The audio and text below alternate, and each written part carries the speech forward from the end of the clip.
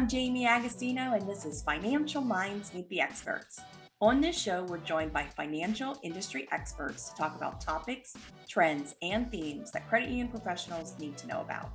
Today on Financial Minds Meet the Experts, we are talking core with Rodney May, Chief Engagement Officer for Vizo Financial.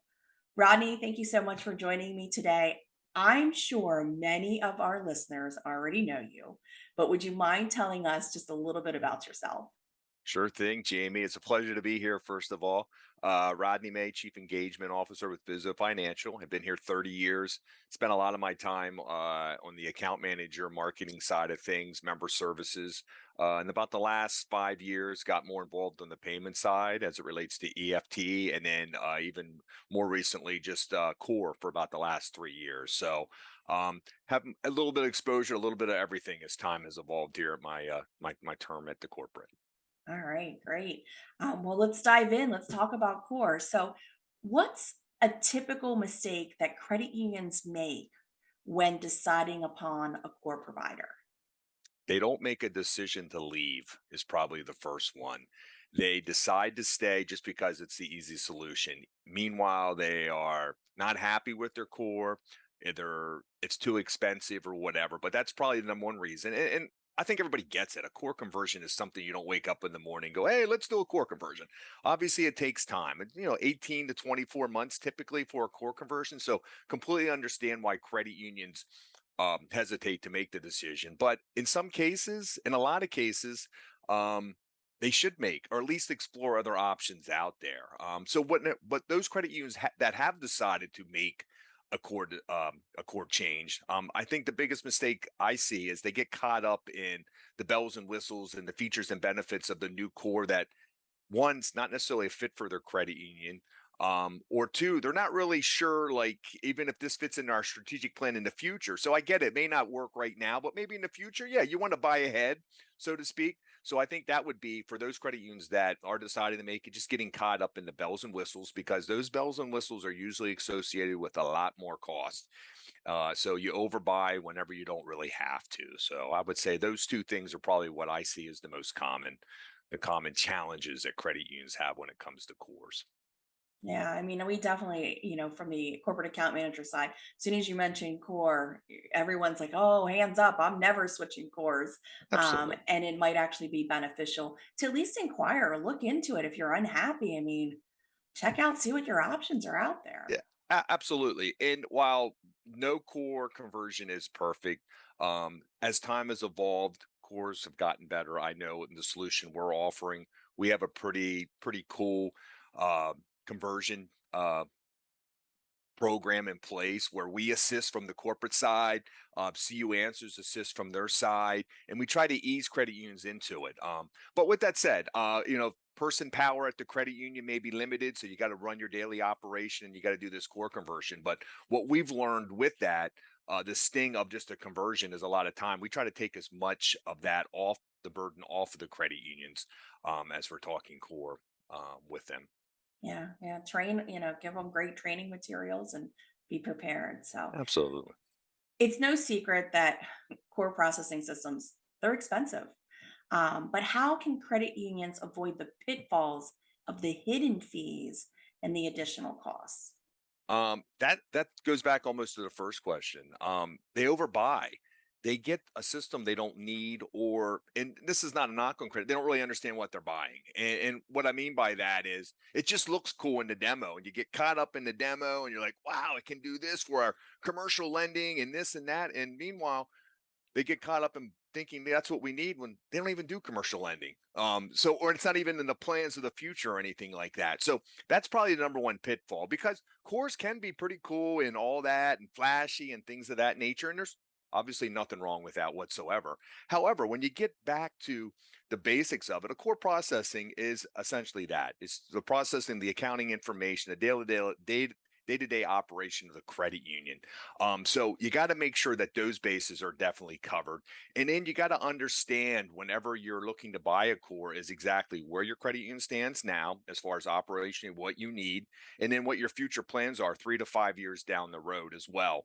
And if that core has what you need and you can evolve into it, that's awesome. Then look at the bells and whistles and the futuristic things. That's not a problem at all. But if your credit union is content, happy where they're at, making money, serving their members in the best way possible, maybe you don't have to overbuy whenever it comes to making that decision. So, it can be tough though. I mean, I've been a part of a lot of core demos, and you can get caught up. Oh, that's pretty cool and all that. That's exciting and flashy. But with flash usually comes some expenses, and you got to sort of take a deep breath and say, okay, what is the whole point of what a core is supposed to do? And make sure that those bases are actually covered and the costs associated with them make sense and properly align with our credit union. Yeah. What do you actually need? Yeah, makes Absolutely. sense. Yep. All right. So, I mean, kind of piggybacking off of that last question, we hear the term core poor floating around. I hear Yeah. it.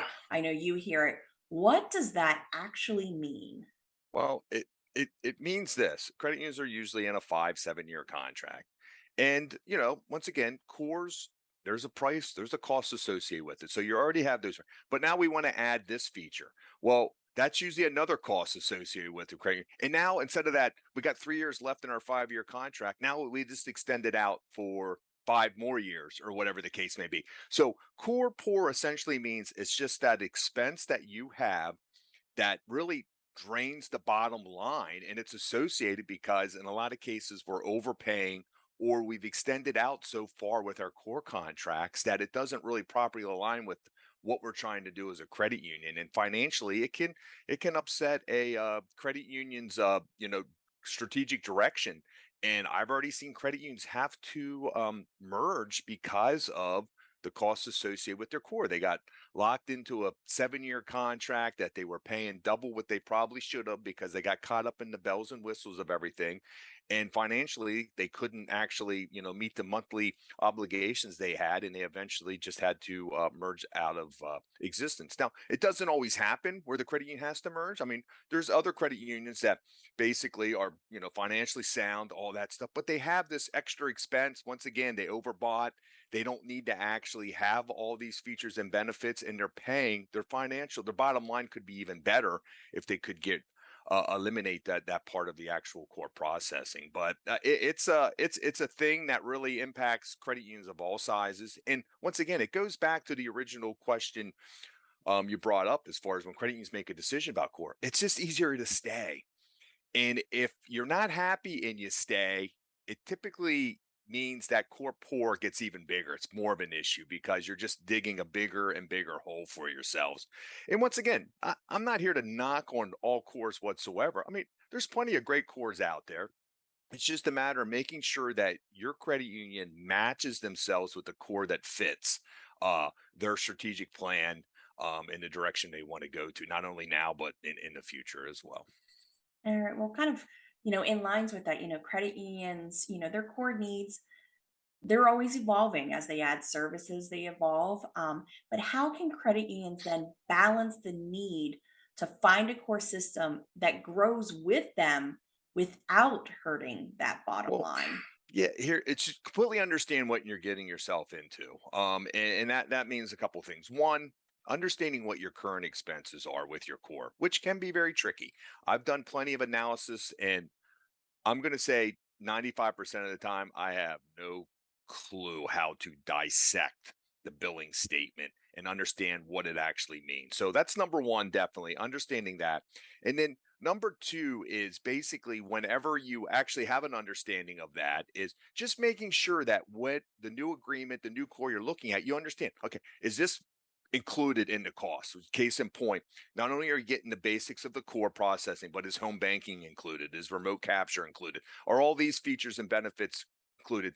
Like if you're actually going to utilize them immediately, then you should obviously know that. But it's important to know the features and benefits you're not going to use right now, but in the future. If I want to add this or that, are there additional costs associated with that, or is it like we could say, is it baked into the original cost of the program? And that's something that I've learned a lot just from working with CU Answers. A lot of the stuff's just baked in. It's just a matter of the credit unions turning it on or off whenever they actually need that. So, I mean, I think that's definitely a key that every credit union needs to clearly understand what's included in this cost. And then if we do add anything to our core, is that going to extend our our agreement out. As I said before, we could be 2 years into a 5-year agreement. We add this feature. Now all of a sudden we're year one into a 7-year agreement. So just completely understanding what that is. And I think that's like the role that we play, Vizo Financial has been playing with credit unions is we're sort of that intermediate where we can help out. Um, our bottom line is we want credit unions to survive. So if you use the core we're offering, that's awesome. If you're not and you're happy with the other core, that's great. As long as this core is serving your needs, it's helping you to survive. We only serve credit unions. So we need credit unions to survive. So we're happy with whoever they're actually using as long as they're happy and they're financially viable because of that. Yeah, absolutely. Well said. Is there something credit unions should try to keep in mind when shopping around for core providers? Yeah, I mean, I think it's important. It goes back to just repeating a couple things. It's the right fit for their credit union, what they're actually currently doing. One thing that really we found beneficial is if credit unions of like size, like structure, actually contacts other credit unions to see what they're actually doing. And I do know once you get into the core, families are created with credit unions in regards to that. As you know, Jamie, we're created to see you access community with the 34 credit unions that are currently on our core. And it's important for them to feed off of each other. But I think it's important, once again, for the credit unions just completely to understand what they're actually getting themselves to, ask a lot of questions, not only of the core, but also other credit unions that are actually utilizing it. And another important thing is to actually reach out to their vendors and understand because sometimes the vendors will drive the conversion, like the cards program.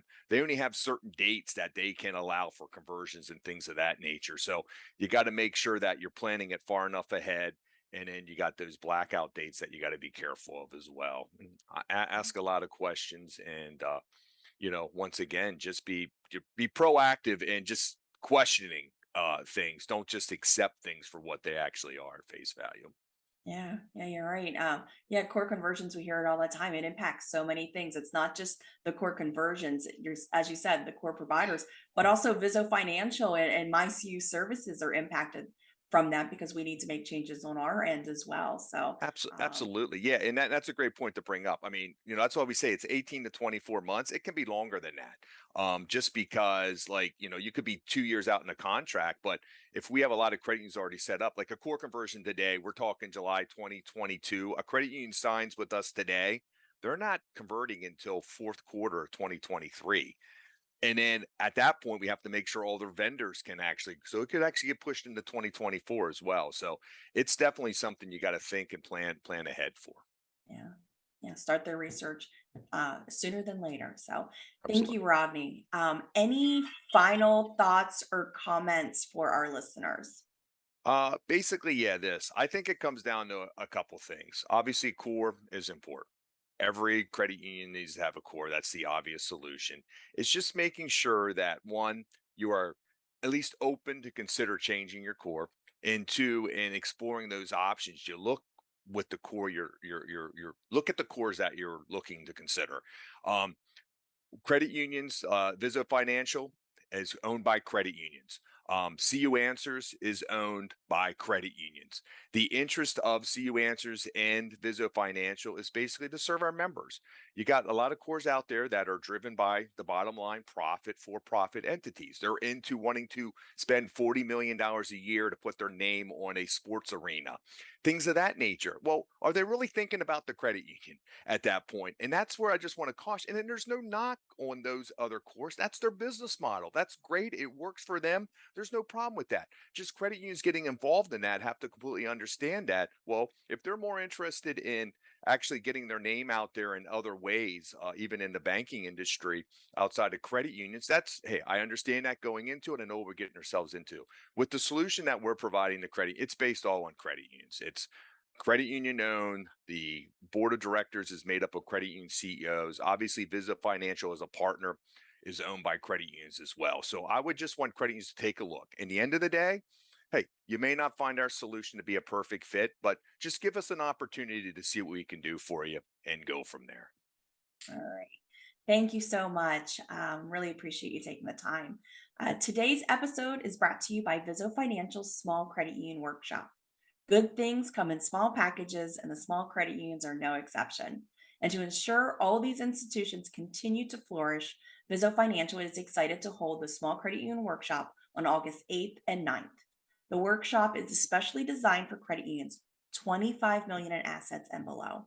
The focus of the workshop is centered around helping your credit union navigate the challenges you may be facing. Learn more about the workshop at www.vfccu.org. As always, thanks for listening, and I hope you have a wonderful day.